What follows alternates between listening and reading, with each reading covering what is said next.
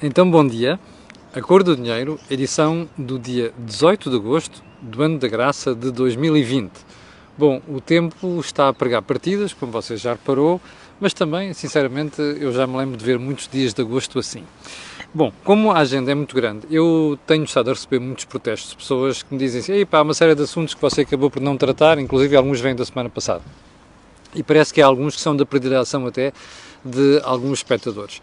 Um deles são os assuntos relacionados com as rendas e também com o alojamento local. O ponto é muito simples, é que se eu for tratar disto vou precisar de uma série de minutos e, portanto, prefiro deixar isto para um dia que não haja assim muita matéria da atualidade e eu seja obrigado, ou melhor, eu possa ocupar uma boa parte do tempo com essa análise. É apenas essa a explicação.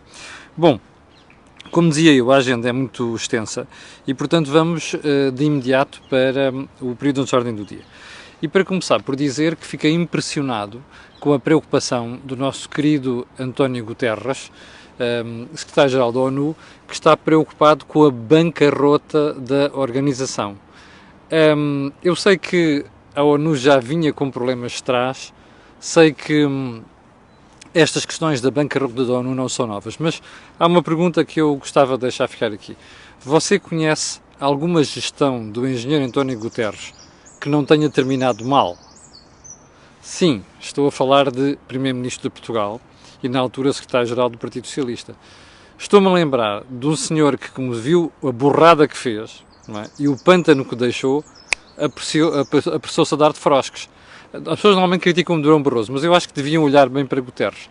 Guterres é um indivíduo que teve a melhor conjuntura económica dos últimos 35 anos, não a aproveitou, e, pelo contrário, malbaratou receita do Estado, que podia ter servido para colocar a dívida pública muito baixa e começar a reformar o Estado. Fez exatamente o contrário. Durante o consulado de Guterres, o número de pessoas a trabalhar na administração do Estado em Portugal aumentou 100 mil, percebe? Numa altura em que a economia estava a crescer, não era preciso fazer aquilo.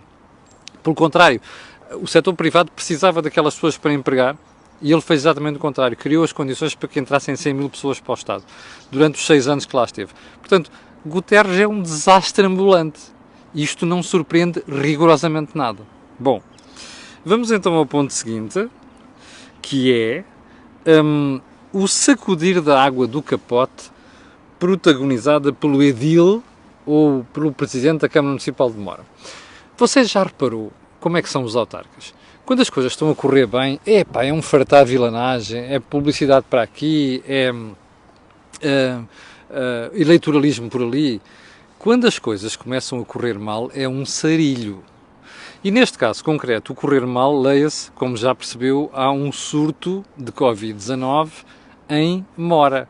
E parece que o surto é generalizado. É mais um apenas. Bom, repare como o Presidente da Câmara foi apanhado completamente neste turbilhão. E sim, não é... ou melhor, foi apanhado neste turbilhão e, como não sabe gerir o problema, anda aos trambolhões. A última foi ontem, quando veio declarar à comunicação social que aquilo é um caso de polícia. Bom, ainda nem sequer se investigou, não se sabe nada. O indivíduo já está a dizer que é um problema de polícia, ou seja, que alguém terá vindo de Espanha e terá contaminado não sei o que. Bom, era bom que o Presidente da Câmara de Mora o estivesse no sítio. E o ter no sítio aqui é que assumisse as responsabilidades. Dizer assim, meus senhores, temos aqui um problema, vamos tomar todas as medidas necessárias para conter o surto e para garantir que não morre gente, ou então que se morrer, que morra o menos possível. Isto é que faz um líder. Ora bem, os que não sabem o que é liderança, normalmente começam por sacudir a água do capote. E, sobretudo, começam a sacudir a água do capote atirando responsabilidades, e imagine só criminais, não é? Porque, repare, na expressão caso de polícia, até pode ser que seja, não vale a pena começar a agitar esse espantalho neste momento. Valia a pena que ele fosse um bocadinho mais crescido, mesmo politicamente falando. Mas não é o único. Ali em Garganhos de Monsaraz está-se a passar uma coisa parecida. E já agora, eu na semana passada toquei aqui alguns assuntos sobre Garganhos de Monsaraz e disse que estava ali montada uma teia. Eu tenho estado a investigar, até com a ajuda de alguns espectadores, e de facto estou impressionado, porque a teia é muito mais completa, é muito mais larga, é muito mais comprehensive do que eu cheguei a pensar. E, portanto, aguarde, porque provavelmente nos próximos dias voltarei a falar este assunto, está bem? Ponto seguinte. Eu sei que não está há muito bom tempo, mas as pessoas continuam a ir à praia, mas quer dizer, também não está há muito bom tempo, está a chover, mas está calor, portanto está assim um clima meio tropical. Eu quero pedir às pessoas, quando forem para a praia, tenham o cuidado de ligar para Belém. Para Belém não é para os pastéis de Belém, é para a Presidência da República. E deixem o recado assim, peçam até para criar uma linha telefónica, que diga assim, eu, fulano tal, vou para a praia tal, das tantas horas às tantas horas. Por favor, avisem o professor Marcelo, porque isto é uma piada, obviamente, porque houve pessoas que me perguntavam porque é que eu não comentei a piada do salvamento, como é que é? Marcelo Mitch Buchanan, acho que é assim, não é? Aquele tipo que se fazia de Baywatch. E, portanto, não comentei, perguntaram porque é que não tinha comentado o mais recente aquisição do grupo Baywatch. Bom, está aqui. Não se esqueça de telefonar e deixar a hora que vai e para que pai é que vai, que é para o caso de ter um problema qualquer com as correntes, estão a puxar para fora, e o Centro da República ter de se substituir aos banheiros, aos nadadores salvadores, inclusive aqueles que têm mota d'água, que depois estão nas mediações, estão a ver se está tudo bem e controlar a cena, percebe? Não se esqueça de deixar essa recomendação. Ponto seguinte. Vítor Scária, ex-arguido no processo Galpgate, passou a chefe de gabinete do Primeiro-Ministro. Eu ia fazer o comentário agora, mas não vou fazer. Vou pedir um favor.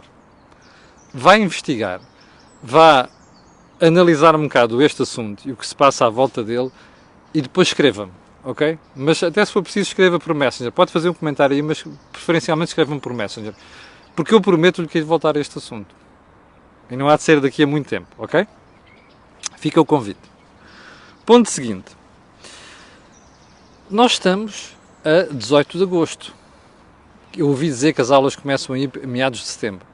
Temos menos de um mês. Não devíamos estar a discutir e a conversar neste momento sobre o regresso às aulas? Temos assim tanto tempo? Está tudo claro? Ou depois daqui nas últimas semanas, ou já depois de começar as aulas, vamos andar ao tio, o que devíamos ter feito não foi feito? Daqui a um mês vamos falar sobre o assunto. Ponto seguinte. Porquê é que não comentei as declarações de Jerónimo de Sousa sobre a festa do Avante? Olha, ia fazer uma piada parecida com o Presidente da República, mas não faço, porque esta é mais séria. E eu daqui a dias vou-lhe explicar porque é que não comentei isto já, ok? Mas vá analisar as contas do PCP, ok? Vá olhar para a entidade que fiscaliza as contas dos partidos, leia bem tudo aquilo que já falou sobre o PCP, nomeadamente sobre a festa do Avante, vários anos. E depois voltaremos a falar disto. E tire as suas conclusões. Mas eu garanto-lhe que hei de voltar a falar do assunto.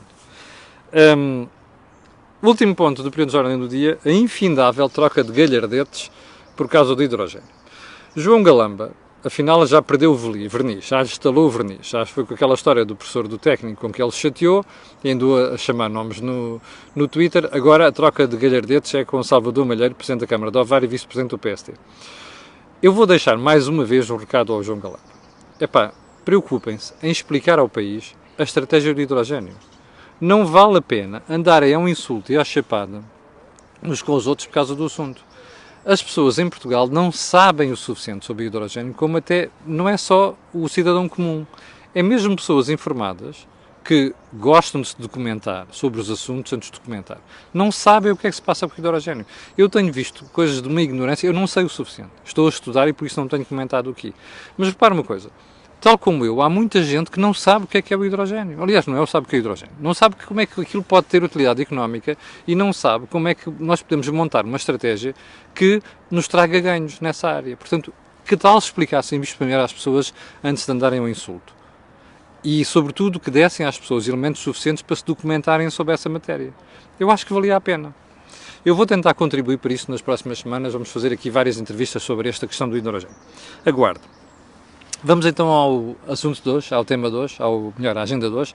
Então é assim, está a ver aqueles médicos que denunciaram os problemas do lar de Reguengos de Monsaraz? Está a ver? É que a Ordem dos Médicos não fez um estudo ou um relatório por dar cá aquela palha. Foi ao assunto porque houve médicos da zona que denunciaram isto. Bom, ontem, já não me lembro qual foi dos canais de televisão, onde eu vi que estes médicos que denunciaram a situação estão a ser ameaçados disciplinarmente pelo pela saúde, pela entidade responsável da saúde pública, naturalmente, da zona. Eu só não sei se é do Diretor-Regional de Saúde, se é ARS ou o que é. Eu não sei o que é. O que quer dizer é isto. Era bom que a Ordem dos Médicos investigasse se isto é verdade. E se for verdade, que denuncie isto ao país. Percebe? Porque o que não pode acontecer é uma pessoa nomeada por critérios políticos, que é sempre o Diretor de Saúde, percebe? Regional, estar a pressionar médicos para não cumprirem o seu dever. O dever de um médico nestas situações é dizer assim: meus senhores, estas pessoas não morreram por esta ou aquela razão. As pessoas morreram por isto. Bom, se isto doer, vou repetir, se isto doer a alguém, se isto incomodar um responsável político ou vários, se isto incomodar um partido ou o governo que esse partido suporta, é irrelevante. Esse é o dever do médico. Portanto, aqui duas coisas. Primeiro, pedir à Ordem dos Médicos para estar atenta e verificar se isto é verdade. E, em segundo lugar, se for verdade, denunciar isto ao país. E, em terceiro lugar, dizer a quem nos está a ver e lembrar ao país que é nosso dever pedir ao Governo para pôr o responsável de saúde regional na rua. Ok? Mais.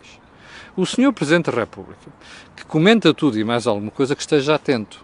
E que venha dizer ao Sr. Primeiro-Ministro que é inadmissível, se um Diretor Regional de Saúde estiver a pressionar e a ameaçar disciplinarmente médicos porque denunciaram uma situação, essa pessoa não pode continuar no lugar.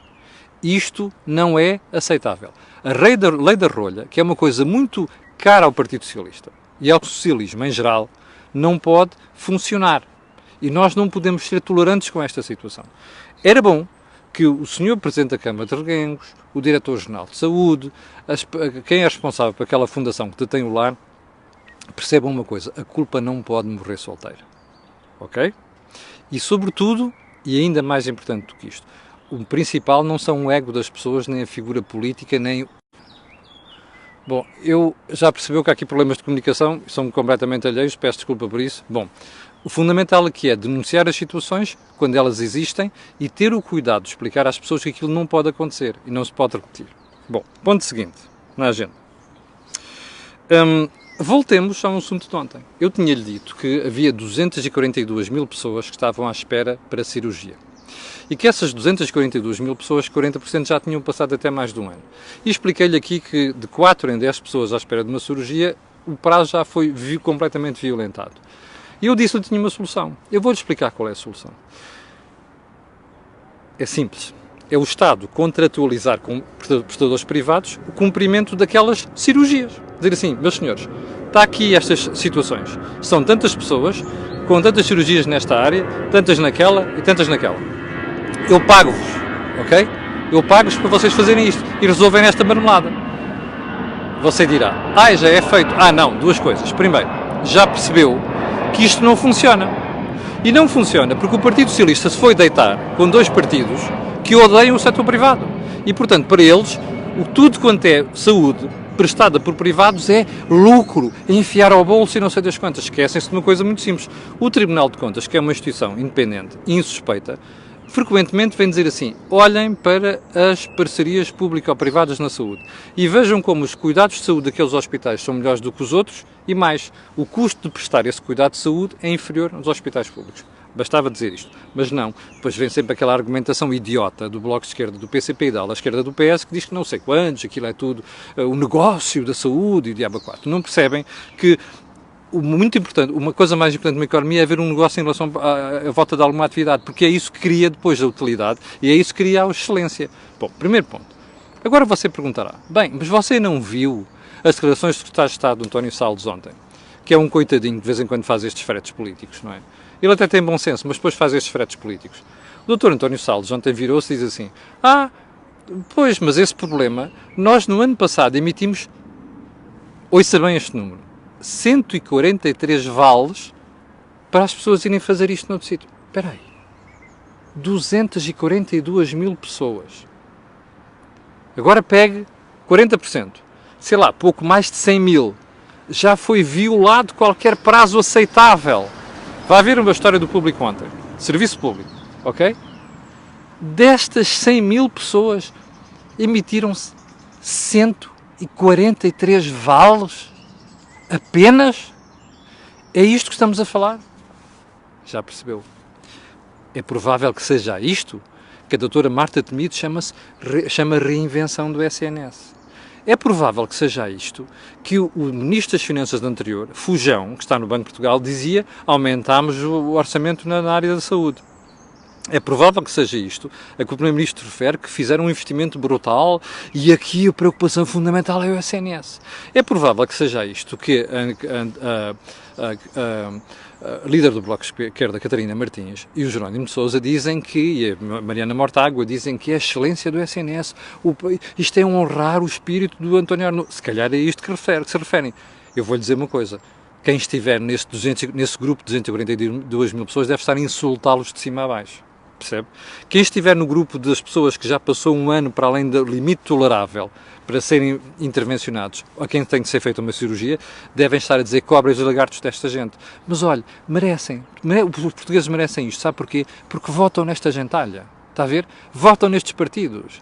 São partidos que eternizam este problema. Eu vou fazer aqui uma aposta consigo.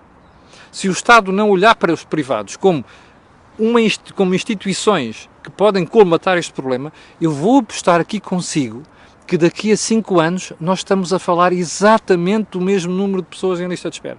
Percebe? Ou até pior. E sabe porquê?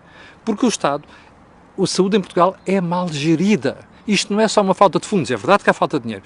A saúde é mal gerida, é por isso que você tem 242 mil pessoas à espera de uma cirurgia. Isto é um escândalo. E é um país de brandos costumes, porque só um país de brandos costumes permite ao Estado fazer isto, percebe? Isto é um crime, não tem outro nome, é um crime.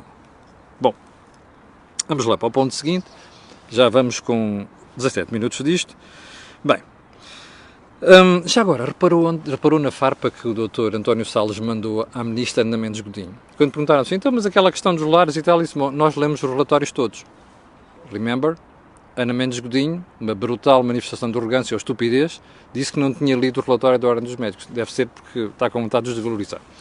Bom, isto é significativo, porque você já percebeu que tem tudo o governo há divergências grandes em relação a várias matérias. Esta é uma delas.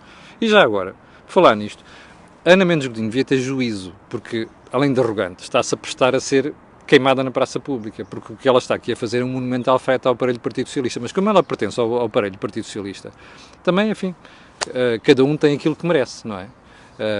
E você vai perceber nos próximos dias, quando nós explicarmos o que é que está por trás disto tudo, porque é que eu estou a dizer isto. Isto é a teia do socialismo em Portugal. Aguardo que vamos voltar ao assunto. Por falar em saúde, hoje é muito saúde. Soubemos com alguma certeza que a Direção-Geral de Saúde, os dados que forneceu aos investigadores estavam errados. A história da semana passada, eu não contei porquê, porque quis investigar. E fiz uma chamada, aliás, tive uma conversa com 2 pessoas ligadas à investigação nesta área que dizem assim, a gente não consegue confiar nos dados da DGS. Alguns desses dados têm erros grosseiros que saltam à primeira vista, não é só a história dos homens grávidos, é outras coisas mais graves. E o que me dizem a mim é que, primeiro, aquilo atrás da investigação, segundo, corre o risco de incutir uma análise errada. Aliás, de criar uma análise errada, o que é a pior coisa que pode ser para a sociedade. Se nós vamos para as estatísticas e vamos tirar conclusões daquilo, se as estatísticas não estiverem corretas, o resultado vai ser mau. Bom, onde é que eu quero chegar com isto? Sabe o que é que diz a DGS em relação a esta matéria? Confirmado por um dos investigadores com que eu falei. A DGS manda dizer, não, mas estes dados têm a ser olhados com cuidado. Como? Espera aí, uma coisa é nós estarmos atentos, pode haver algum erro ou outro. O problema é haver uma série de erros. Mas, já agora, era bom que a DGS, no momento de pôr os dados na rua, DGS, Direção-Geral de Saúde, certificasse que os dados estão corretos. Que é para não pôr este ónus em cima das outras pessoas. Imagina o que era o INE vir mandar estatísticas cá para fora e dizer assim, vocês tenham cuidado, porque eu não sei se o PIB foi 4,9 ou 4,8, porque não sei se isto, não sei daquilo. Isto é uma estupidez, percebe? Isto não faz mais que sentido. Isto é incompetência da DGS. Bom, e como você já percebeu por tudo aquilo que se passa lá dentro, tem a ver com a história das substituições que já são em grande número que aconteceram lá nas últimas semanas, a última das quais a saída da Rita Sá Machado, que era uma das pessoas que percebia de estatística lá dentro, e curiosamente, a doutora Rita Sá Machado foi aquela que naquelas reuniões do Infarmed contrariou a tese do Sr. Primeiro-Ministro. Eu pus full, remember. Agora você dirá assim, não, isto é tudo a coincidências. Coincidências? Há coincidências muito estranhas. Esta é uma delas. Portanto, você já percebeu o caos que vai para dentro da DGS. Aliás, a líder não é líder, não é? A avózinha não é líder. Aquilo é um desastre ambulante e permanente. Cada vez que abre a boca sai de lá um desastre. Portanto, está admirado com isto? Não esteja. A mim o que me faz impressão é, quando é o socialismo a governar, todas estas coisas são permitidas. Não só pelo Presidente da República, como pela opinião pública. Quando está lá à direita, há qualquer porcariazinha que é... Ai Jesus, percebe? Que é uma desgraça. Bom, ainda temos tempo para mais alguma coisa, temos tempo para mais uma. Vou deixar a história do salário mínimo para amanhã, vamos às sondagens. Ontem alguém me perguntou, porquê é que você não comentou as sondagens? As sondagens dão a direita encostado ao Partido Socialista, não tinha visto aquilo. Mas há duas coisas que eu gostava de lembrar às pessoas. Primeiro ponto, a direita encostada ao Partido Socialista. Espera aí, é o PSD e depois é o Chega que voltou a subir. Portanto, o Chega a encostar nos 10% e o PSD que fica ali mais ou menos, encosta ao Partido Socialista. O problema disto tudo, primeiro, para o PSD, a malta do PSD, que foi quem me escreveu, devia pensar duas vezes, porque o crescimento da direita não é à custa do PSD, é à custa do Chega. Ok? Primeiro ponto. Segundo ponto, não sei se reparou, mas o Partido Socialista está novamente à beira da maioria absoluta. É isto que alegra a direita? Atenção às análises, pessoal. E já agora atenção a uma coisa, porque é que o PSD não cresce? Era isto que o PSD devia estar a perguntar. E era isto que os militantes do PSD deviam estar a questionar o Dr. Rui Rio. Porque é que o PSD não cresce, apesar de toda esta pouca vergonha e erros de governação que nós temos neste momento? E apesar da crise económica que já se revela no horizonte? Isto é que devia ser a preocupação dos militantes do PSD. Capiche? Bom, chegamos ao final do programa de hoje. Já sabe que hoje vamos ter o Think Tank, já sabe que quinta-feira vamos ter o Mel Talks também. E já sabe que diariamente você tem que levar comigo às 8 da manhã. Às 5.200 ou 5.300 pessoas que estão em direto, eu quero agradecer a sua paciência. Quero pedir a estas pessoas, a quem vai ver, que façam aquilo que eu peço sempre, que é colocarem um gosto e fazer partilhas nas redes sociais, porque aquilo que houve aqui não houve em mais sítio nenhum. Obrigado, com licença, e até amanhã às 8.